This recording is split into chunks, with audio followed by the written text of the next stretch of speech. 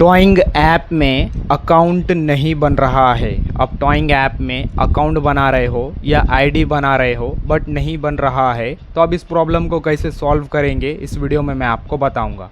इसके लिए आपको मोबाइल होम स्क्रीन पर आना है और सबसे पहले अपने मोबाइल से टॉइंग को डिलीट करना है। देन डिलीट करने के बाद फिर से नया टॉइंग डाउनलोड करना है, ताकि मैं आपको जो स्टेप बता रहा हूँ वही स्टेप आपके मोबाइल में दिखाई दे।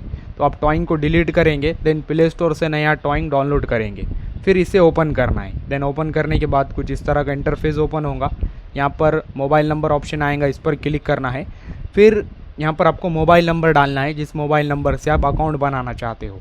देन यहाँ पर आपको मोबाइल नंबर सही से डालना है। यहाँ पर आप कोई भी एक डिजिट गलत डालोगे तो आपके मोबाइल नंबर पर OTP नहीं आएगा, देन आपका अकाउंट नहीं बनेगा। यहाँ पर आपको मोबाइल नंबर सही डालना है। देन फिर मोबाइल नंबर डालने के बाद नीचे कंटिन्यू ऑप्शन शो होगा, कंटिन्यू पर क्लिक करना है। जैसे आप कंटिन्यू करेंगे फिर आपने जो मोबाइल नंबर डाला है उस पर OTP आएगा।